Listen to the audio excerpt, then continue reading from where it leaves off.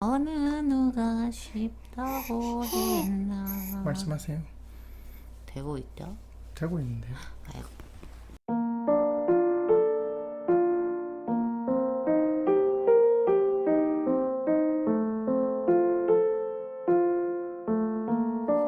오늘은 출산 후 모유 수유를 지속하고 싶을 때 남편과 싸우지 않는 법인데요. 아 오늘 저거 다 빨아야 되겠다. 여홍이네 안주인 여홍맘입니다. 예, 저는 여홍이네 바깥 양반 여홍 데디입니다. 그리고 우리 여홍이는 여기서 팔을 휘젓고 있어요. 화면에는 엄마 아빠 귀를 붙잡고 서 있죠. 요즘 모유 수유를 열심히 하고 있는데 저희 여홍이는 지금 태어난 지 128일이 됐어요. 근데 저는 100일이 되기 전까지 모유 수유를 100번 넘게 포기하려고 했었답니다. 하루에 한 번 이상. 저는 지금 모유 수유를 완모를 하고 있어요. 완모가 뭐냐면 분유를 먹이지 않고 완전히 모유 수유만 먹이는 거예요. 근데 그게 대단하다는 얘기를 하려는 게 아니라 그걸 하기까지 남편이랑 엄청 싸울 일이 많아요. 그래서 남편과 싸우지 않는 팁에 대해서 말씀드리려고 합니다. 이거는 모유수유에 대한 컨텐츠는 많아요. 그렇지만 모유수유를 할 때 남편과 싸우지 않는 팁은 많지 않을걸요? 맞나? 뭐 안 찾아봐서 잘 모르겠어요. 어쨌든 저희 신랑은 아주 자상한 편이에요. 섬세하기 때문에 저를 많이 배려해주고 섬세하기 때문에 상처를 잘 받으시죠. 제가 잘 받는다는 말을 하는 겁니다. 네, 남편분이 매우 상처를 잘 받으십니다. 근데 저도 상처를 잘 받아요. 상처가 많은 부부예요. 그래서 어쨌든 그래서 처음에 모유 수유를 하려고 마음을 먹었던 건 제가 유도분만을 하다가 자연분만으로 이어지지 못해서 그 제왕절개를 하게 됐어요. 제왕절개를 하게 되면 자연적으로 출산할 때 아가가 질을 통해서 나오면서 그 안에 있는 유산균을 얼굴에 묻히고 먹으면서 나와야 아가가 건강한 유산균을 섭취하고 나오는 건데 그러지 못해서 그렇다면 남들이 좋다고 얘기하는 모유라도 먹이자 라는 생각에 모유를 먹인 거는 한 20%고요. 원래는 아주 단순하게 분유값을 아끼자는 생각으로 모유 수유를 시작하려고 했었죠. 아주 경제 원칙. 무지했죠, 제가. 그런데 실제로 아주 수유가 잘 되는 사람을 제외하고는 분유값보다 모유 수유가 훨씬 많이 드니까 그런 오해를 하지 않으셨으면 좋겠어요. 저 같은. 그런데 중간에 몇 번이나 갈아타고 싶었지만 그럴 수 없었던 이야기에 대해서 잠깐 이야기를 해드릴게요. 저는 체형으로 치자면 가슴이, 그러니까 이렇게 말하면 안 되는구나. 상체가 더 큰 체형이에요. 힙이나 허벅지가 탄탄하다기보다는 가슴이 큰 타입이라고 하죠. 상체 비만입니다. 뭐죠? 갑자기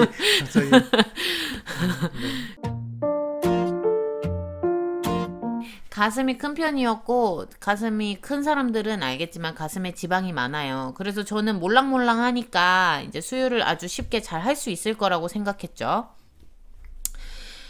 그런데 처음에 아가를 낳고 나니까 아가를 빨리 가슴을 물리라고 하더라고요. 그래서 저는 모유 수유를 빨리 시키려고 그러니까 아가에게 젖을 빨리 물렸는데 그 이후에 젖이 돌기 시작해서 그날 밤 하루를 자는 동안 젖이 빵빵하게 불어버렸어요. 그런데 이거는 너무 상세하다. 제가 모유수유에 대해서는 다음 편에 다시 알려드릴게요. 모유수유는 유두의 모양과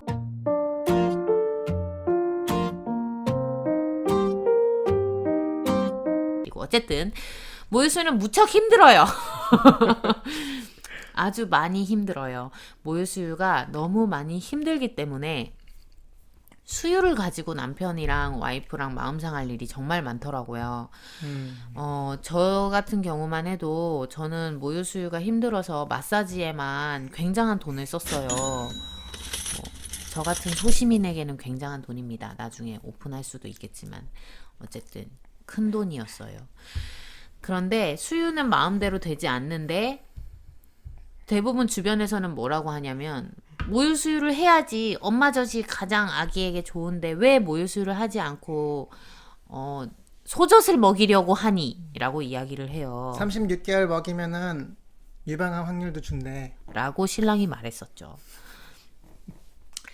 자, 많은 설들이 있어요. 모유 수유는 분명 장점이 있지만 단점도 있기 때문에 어쨌든 저는 모유 수유가 굉장히 안 되는 타입이었고 젖이 너무 많고 유선은 많이 막혀 있는 상태였어요. 그래서 저도 괴롭고 아가도 괴롭고 물려도 아가는 물지 않고 유축을 하면 할수록 전량은 더 늘고 그럼 더 많이 뭉치고 그리고 빼내지 못하니까 안에서 유석이라는 찌꺼기가 생기고 그게 또 입구를 막아서 유두 백반이 생기고 그걸 꺼내기 위해서 또 마사지를 받고 이런 계속되는 악순환에 저는 굉장히 지쳐 있었죠. 수유를 할 때 신랑의 도움을 많이 필요해요. 왜 아가를 낳을 때도 분만할 때도 신랑이 옆에서 자 숨 쉬어 힘줘 힘내 막 여보 할 수 있어 이러잖아요. 자 여기서 우리 솔직하게 얘기를 해보자고요. 여자들은 아가를 낳을 때 남편의 응원이 힘이 정말 많이 된다고 생각하시나요? 내가 정말 힘들어 죽겠는데 나는 정말 숨도 열심히 쉬고 있고 힘을 줬다가 뺐다가 힘들어 죽겠는데 남편이 옆에서 여보 힘 빼래 힘 빼야 된대 여보 지금 힘줘 라고 하면 그렇게 잘하면 네가 해봐 이제. 저는 아가를 낳을 때도 그랬지만 수유할 때 무척 그랬답니다.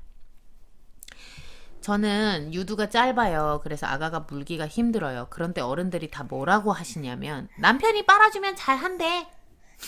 남편이 빨아주면 유두가 길어져서 잘할 수. 이거 19금 아니에요. 이건 그냥 성교육.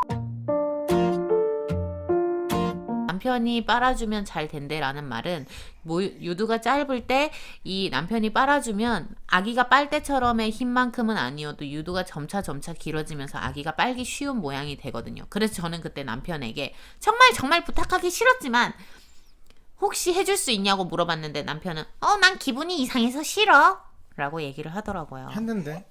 근데 했어요.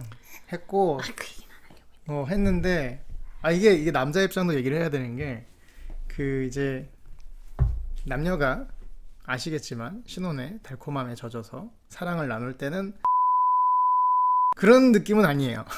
그런 느낌은 아니고 엄마 쭈쭈를 빠는 느낌인 어. 거죠. 다 큰 어른이. 엄마 쭈쭈를 아내한테서 빠는 느낌이에요. 그래서 무척 불편했어요 남편이. 그렇지만 무척 불편해할 정도로 길게 하지도 않았어요. 한번 쭉 빨아보더니 이상해서 못하겠어 라고 이야기를 했죠. 다시 변호하자면 한번 쭉 빨았는데 뭐가 쫙 나왔어요. 근데 그게 한 번도 먹어보지 못한 맛. 물론 리치한 크림 맛이요. 저희 어렸을 때는 뭐 아기 때는 먹었겠지만 기억이 안 나잖아요. 저희는 아기 때가. 그런데 아무튼 먹었는데 굉장히 진한 치즈와 크림과 우유와 생크림을 섞어서 입에다 넣는 느낌이었어요. 비유가 적정한 것 같아. 아무튼 그랬어요. 그래서 일단은 저는 사실 좀 약간 달콤한 약간 왜 저희가 옛날에 분유 뭐 타 먹으면은 달달하고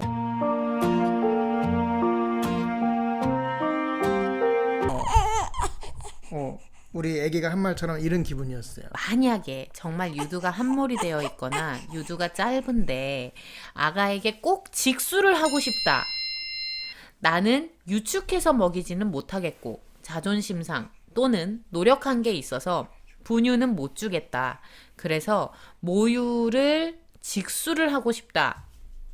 라고 생각하시는 분들은 피가 여러 번 나고 찢어질 때까지 아가에게 물리는 방법이 있고요. 엄청 아파요? 신랑에게 빨아달라고 하고 싶으신 분은 그걸 삼키라고 하지 마세요. 신랑에게 미리 이야기를 하시는 겁니다. 여보는 지금 내가 뱀에 물렸다고 생각해. 그래서 여보가 뱀 독을 빼낸다는 생각으로 열심히 쭉쭉 빨아서 뱉어내면 돼 라고 하시면 될 것 같아요. 또 그 이후에 저희가 크게 싸웠던 일은 저는 모유 수유가 너무너무 힘들어서 15일째, 20일째, 25일째, 30일째, 35일째, 40일째 수없이 단유를 고민했어요. 단유는 뭐냐면 나 이거 방송 못 내보낼 거.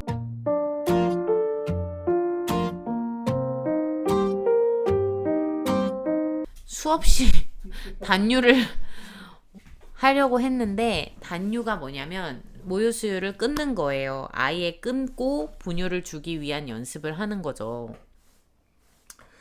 그런데 저는 당시에 전량도 너무 많고 그래서 단유를 하기도 힘든 가슴이었어요. 단유 마사지에만 또 돈이 엄청나게 들 것 같더라고요. 그걸 고민할 바에야 일단 먹여보자 해서 먹이기 시작한 게 50일이 지나면서 좀 뚫리고 또 100일이 지나면서는 아가가 빠는 힘이 정말 좋아져가지고 이제는 찌꺼기가 생겨도 아가가 빨아서 그냥 먹습니다.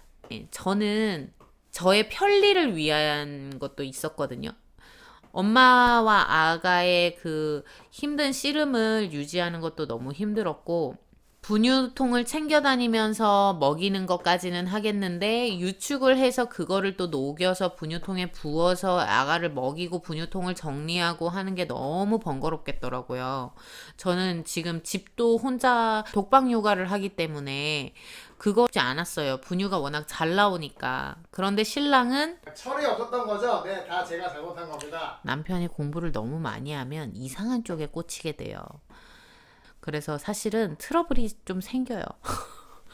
육아는 그냥 엄마의 방침을 존중해 주시는 쪽으로 생각을 해봐 주시기 바랍니다. 저는 그 당시에 너무나 지쳐 있었기 때문에 이 가슴을 짜내는 것도 힘들고, 솔직히 여성분들 아가를 낳고 나면 손 관절이 다 망가지잖아요. 유축을 할 때만 해도 손 관절이 엄청 아프단 말이에요. 이걸 계속 해야 한다는 것도 너무너무 싫었고, 유축을 하고 짜낸 거를 정리해야 되고 아가를 먹이고 나면 분유통을 정리해야 하고 이런 게 너무 싫은 거예요.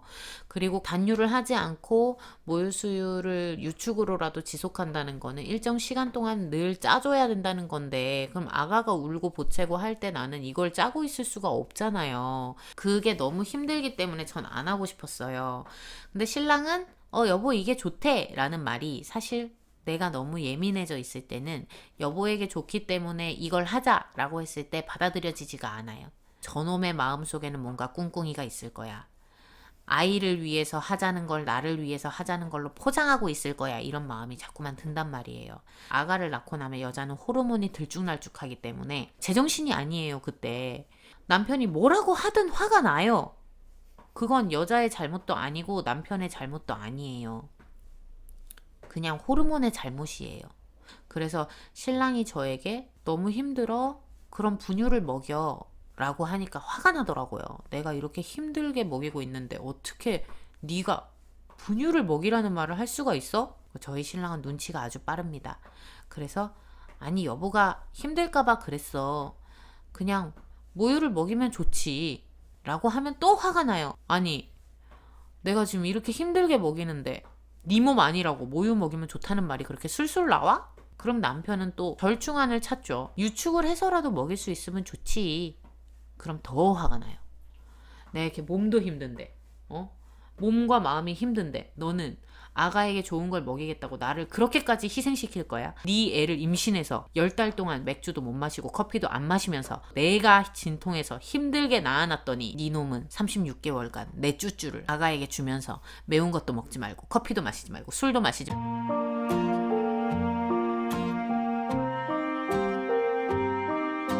그래서 신랑분들에게 팁을 하나 드리고 싶은데, 와이프는 분명히 신랑에게 물어봐요.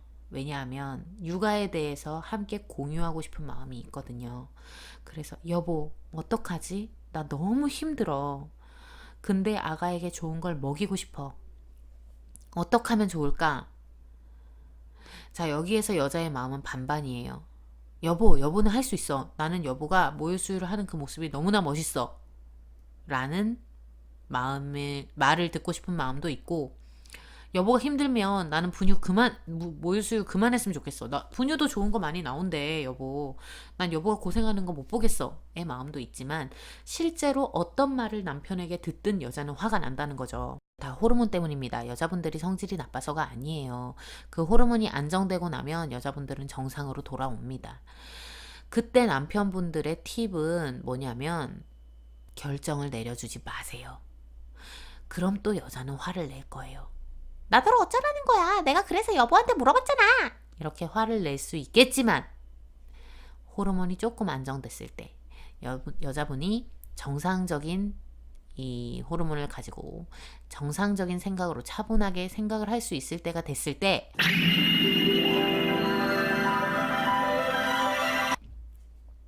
아, 우리 남편은 그때 나한테 어떤 것도 강요하지 않았구나.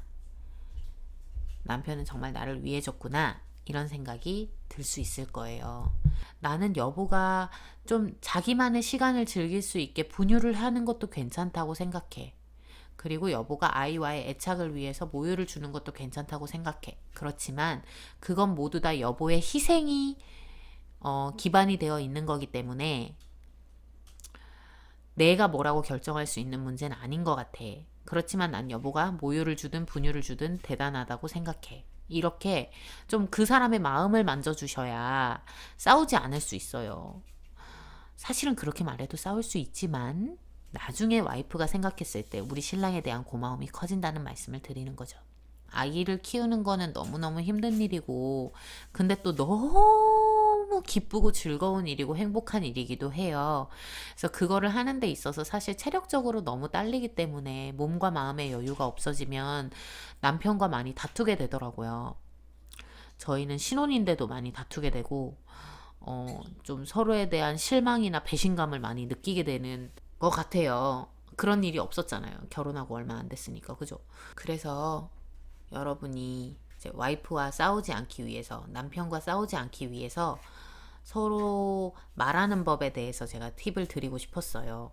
그런데 여기서 한 가지 꼭 말씀드리고 싶은 것은 여자분들이 남편분께 좀 미리 양해를 구하시는 게 필요하다는 말씀을 드리고 싶거든요. 남편은 제가 아니잖아요. 남편은 여자가 아니니까 잘 모른단 말이에요. 아프다고 하니까 아픈 줄 알고 힘들다고 하니까 힘든 줄은 아는데 얼마나 아프고 얼마나 힘든지 알기가 힘들어요. 요즘 방송에서 많이 알려주잖아요. 여자가 출산할 때 이렇게 힘들다.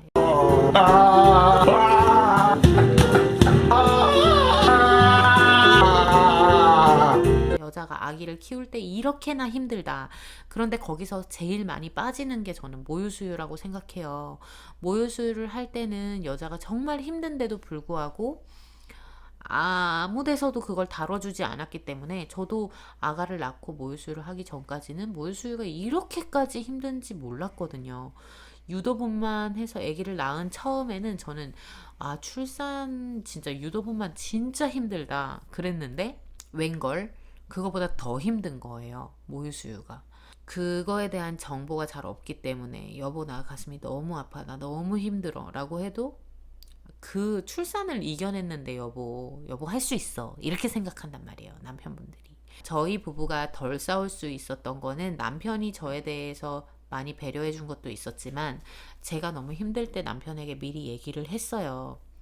여보 나는 지금 미친년이야.